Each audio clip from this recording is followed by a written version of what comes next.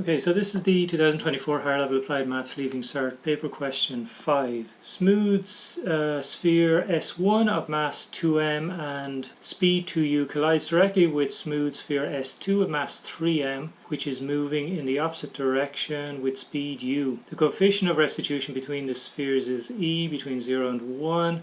Calculate in terms of e and u the speed of each sphere after the collision. Okay, so this is a fairly standard procedure. We're going to start with the conservation of momentum equations. So we've got m1u1 plus m2u2. Momentum before is going to be equal to the momentum afterwards, so it's m1v1 plus m2v2. Now the mass of sphere 1 is 2m. Got to multiply that by its speed, which was 2u, and then the momentum of the second sphere is in the opposite direction. Momentum is a vector, so it's negative, so it's going to be 3m, which is the mass, and then its speed was u. Afterwards then we've got 2m times v1 plus 3m, and that's times v2. So let's just simplify all of this. We can divide across by m anyway, so we end up with 4u here, and then minus 3u on this side, 2v1 plus 3v2. So let's just simplify again. So 4 minus 3, 1, so that's 1u is equal to 2v1 plus 3v2. So I'm going to say this is equation number 1. Okay, so let's do the second equation then. Second equation is Newton's experimental law, which says that v2 minus v1 over u2 minus u1 is equal to minus e. In our case we have v2 minus v1 divided by u2, which is u, but it's negative because moving to the left, so it's minus u. Minus u1 is moving to the right, which is positive at a speed of 2u, but it's minus plus, which is minus, so it's going to be 2u, and that's equal to minus e. So if we just cross multiply here, or just multiply across by the denominator, we will get v2, so we get v2 minus v1 is equal to minus e times minus u, so that's plus eu, minus minus again is plus 2eu, and then what we can probably do is just add these on the right, so v2 minus v1 is equal to 2eu plus 1eu is 3eu. So this is my second equation. So let's put these two equations together and work out what v1 and v2 are. Okay, so let's just write them down together first. I'll just put them together here. So we have 2v1 plus 3v2 is equal to u, and we have minus v1 plus v2 is equal to 3eu. This is equation 1, and equation 2 I've just rearranged. So I'm going to take equation 2 and I'm going to multiply it by 2. That'll give me minus 2v1 plus 2v2 is equal to 6eu. Let's just write down equation 1, which is 2v1 plus 3v2 is equal to u. So that's equation 1. So let's just add these two. So that will disappear and we'll get 5v2 is equal to 6eu plus u. So that will finally give me a value for v2, or an expression I should say, for v2, which is 6eu plus u over 5. I might just simplify that to factorize out the u here. So that will give me 6e plus 1 all over 5. So that's my first v, so that's v2. So let's pick one of the equations then, substitute that in to find v1. So I'm going to pick v2 minus v1 is equal to 3eu. This is equation 2. Okay, so I'm just going to substitute in v2, so that will give me u times 6e plus 1 over 5 minus V1 is equal to 3 EU. I'll just come over here. So I want V1 on its own, so I'll leave the minus there for the moment. So that'll give me 3 EU minus U times 6E plus 1 over 5. So let's change the signs then. So we get V1 is equal to U times 6E plus 1 over 5 minus 3 EU, and I'll just fix that up a little bit, make it look a bit nicer. So I'm going to add these two fractions here.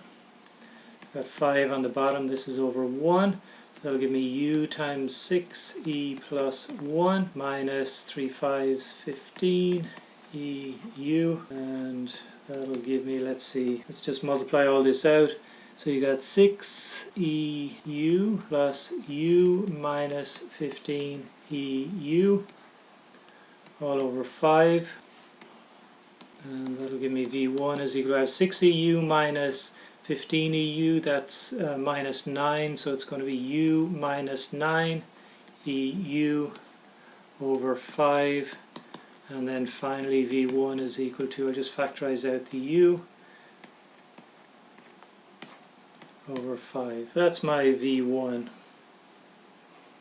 So I have my V1 and V2. Calculate the range of values of E such that after the collision the spheres both move in the same direction. Well, if they both move in the same direction, both these values for V1 and V2 must be the same. They both must be negative, or they both must be positive. But if we look at V2, you'll find that V2 is always positive because E is greater than or equal to 0, less than or equal to 1. In other words, if you put 0 in here, you'll get U over 5, which is positive. If you put 1 in here, you'll get 7U over 5, which is also positive. So that this expression here can only be positive. So we've got to make this thing here positive. Well, the only way we can make this positive is to ensure that 1 minus 9E is also positive. And for 1 minus 9E to be positive, that means minus 9E must be greater than minus 1, or E must be less than 1/9. So that's really it. That's the range of values, if you like. E must be less than 1/9. So in other words, E has to be greater than or equal to 0, less than or equal to 1/9. That's our answer there. This is part B1. A train departs from Connolly Station and accelerates uniformly from rest for t seconds until it reaches a speed of v.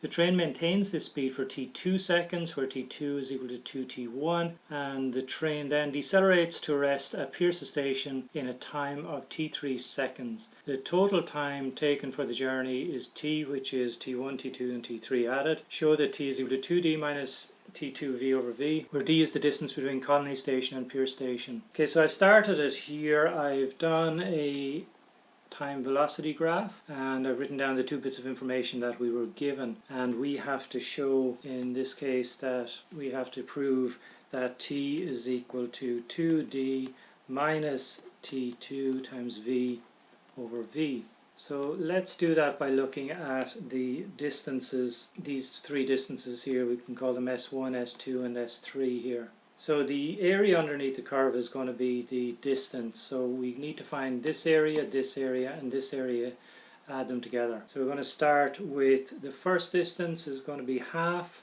the base times the height.